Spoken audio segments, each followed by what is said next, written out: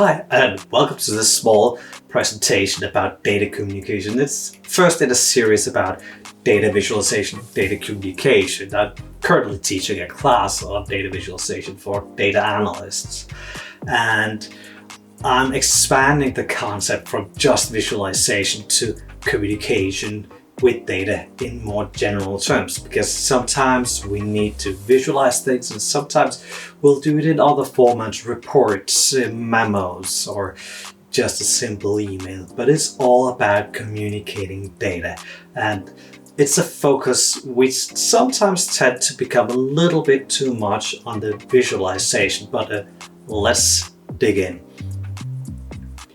It's not a new thing. I brought in some small samples here, and above me I have a very old one from Florence Nightingale, and it looks kind of cool. I might be one of the one of the small. Well, let's dig into this visualization things first, because it's not something new. Above me I have a small visualization showing the death of the Crimean War. Not the current one, but the one between the British Empire and the Russians about 150-70 years ago. It's made by Florence Nightingale, a quite famous nurse, and her benefit or her impact was showing how many people do actually die outside the battlefield, how many actually die because they entered the hospital. And I think it's quite cool because, as you see, the red ones or the pinkish ones, they are the ones who die on the battlefield. The black ones is based on the wounds that they're getting on the battlefield, but the gray or bluish gray around it is because of infections they got in the hospital. What does this tell you? Well, it tells you that you need to do a lot more about the hospitals. Oh, on the other side over here, I have a couple of graphs which seems quite familiar. It's a bar graph and it's a area graph.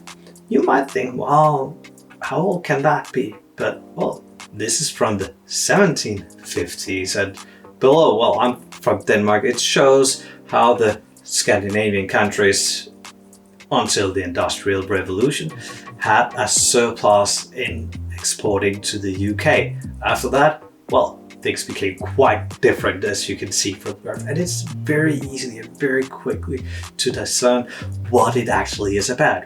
Right next to me, I have a visualization of the cholera epidemics in the UK, or London to be more specific. And this guy, John Snow, he mapped heat maps, we have the term today as well, showing where people are dying. And that's all the red places that you see. But in the middle, it's a little bit difficult to see probably here in the video unless you zoom very, very much in. There is a small blue tab. That's the water well. Until John Snow made this visualization, people thought that the color was expanding or going out through the air. During this, or through this visualization, this geo-visualization heat maps, you could show, or he could show, that it was the water wells which was the culprit in the pandemic there. So these are some very, very old examples, 150, 200, 250 years old, of something that we still do today. But we'll look much more into what it actually means, what we can use it for. But let's stand a little bit in a different place. We need to figure out what it is that we're going to do. What's the purpose? And there are two things that I want to stress here. You can either do explanatory or exploratory data communication.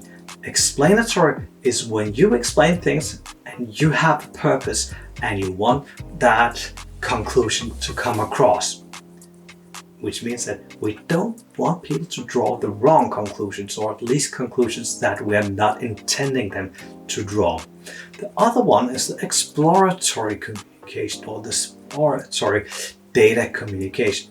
We will want people to explore. This is especially in our dashboards that we're providing that as a data analyst. People can drag and drop and filter in many different ways, and maybe, hopefully, they will get some insights that we could not even imagine, especially in places where you're not the specialist in the subject matter. Say you're not coming from sales, you give it to the sales guys, and suddenly they see, oh, we need to sell to these people. That's an exploratory data communication. Explanatory is also where we have our storytelling, which we'll come to here. When we're doing storytelling with data, and the next slide is going to dig deeper into, but here we need to figure out who it is that we're doing it for. Who are you? What is the role that you're bringing into it? And who's the audience? Your role will define what purpose that you are coming with. Is it the purpose of explaining things to get people on board to some initiative, or is it to bring something up that they can then make a decision on after exploring things? So that's your role. The audience, you also need to consider, what is it that they're going to use it for? Is it to make a decision or find out root causes? Well, again, explanatory, exploratory data communication. But also, what are the skills that they have? Are they coming from an analyst background? Can they program? Can they filter? Can they do the statistical analysis themselves? Well, then it is one type of communication. If it's the management, they want the conclusions, and maybe they want the background, but not necessarily. Then we're looking into the what. What are the actions that we want? Do we want them to take an action, or do we just want to inform them? If we want them to take an action, we need to build our communication so that they can take an action. We need to come with the recommendations and the alternatives, which also leads to the mechanism. So that's the big picture I've brought in here, where you're going from a live presentation or a written document or an email. Because if you have a live presentation, you have control and you cannot really provide that many details. Whereas over in the other end, the written document and the email, well, you have a high level of detail but little control. How they interpret that is what they are seeing in the setting that they are in. So what kind of control you want and what kind of detail that they are needing will define what kind of mechanisms. Last one is the tone in the what. How are we presenting it? Is it a fun, celebratory setting? We are going to do something fun and great together, or do we have a problem? Setting the tone from the beginning and choosing the tone is so super important. How we're doing it? Well, is it presentation? Is it written? Well, that's a decision that we will dig a little bit into. Because if we have some stakeholders, if these stakeholders are at high seniority level, they have high power, they have high influence, then we need to deal with them in a certain way. If we have some stakeholders that we're presenting for, which are not that important in terms of having influence on our project, maybe they don't care so much, we have to deal with them in a different way. I put the small figure out on the side here, and it says influence and impact, but it could almost as well say power and interest, because it's almost the same, or at least the conclusions of what you do to them are the same, because power and influence might sound like the same, but it's not entirely. You might have someone who's very powerful in your organization, but not that influential on the project itself. Them you might want to manage instead of just monitor if you're looking at it from a stakeholder analysis perspective. We have these 4 categories, and people who are very influential and have a high impact, we want to manage them. We want to have the ongoing dialogue with them. If it's not that important for us, if there's not that big a potential impact, we monitor them, because it might pop up, and next to it I have these bullet points, and this is a way that you can classify the more important stakeholders.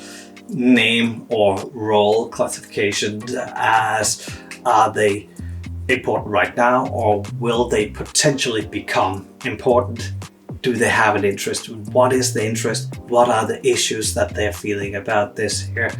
What is the coalitions that they are part of? Because it is a management that we want to do. We want to make sure that the right product, the right communication comes across in the right way. Then we can take a look at the attitudes or the responses that they are going to do from it. And lastly, what's the approach and how do we communicate and monitor these things to them? All these things can be quite substantial amount of work just for a simple presentation of data or providing information to a stakeholder. So monitor it a little bit, figure out, is it this project or is it a bigger project or a bigger communication or smaller communication, and scale it up and down. But at all times, keep it at the back of your head, no matter how small your data communication is. What is it that people are going to get out of it? Which leads me to the storytelling. The storytelling is a standardized way of telling a story all the way back to the old Greeks. And that's true. But what we're also looking at is that we're having a simple beginning, middle, and an end to a story. If you remember back to my first slide here, I was talking about explanatory or exploratory. If we're in the explanatory, this is the one we're going with, because people interact and respond best to stories. So what we're going to do is we're starting with the beginning, we're setting the stage, we're finding what's called an imbalance, what's needing to be changed. Based on that, we will set a goal. What is it that should be done and how are we looking at reaching this goal? Because we need to make sure that people get the idea. We want them to be on board to what we're going to tell them. Middle part, we develop it. We put some more background information, we put some data, we put some comparisons, especially data is important here. We also want to show the alternatives, and especially if you don't do anything, we can do that, but that's also an alternative. It's something which is not necessarily going to be a good thing, so that we can move forward. And then we will give the audience this role in a solution, which means that we need to have them feeling that they are important, that they can do something about it, which means that when we come to the end, we make sure that they know what to do. It might not have been the things that they went into the meeting with or into the presentation with, but at the end we want them to do something, because that's our purpose. That's our explanatory presentation. We want actions. And we'll of course repeat the key messages. We'll tell them about, okay, what is it that you can do and what are the small terms in a short version.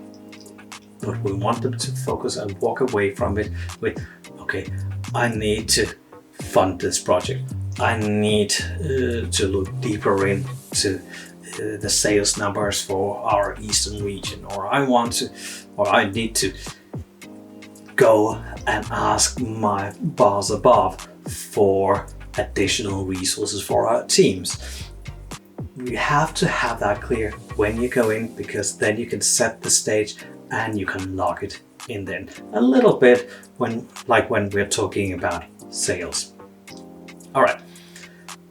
When we have these presentations, there are two ways of doing it.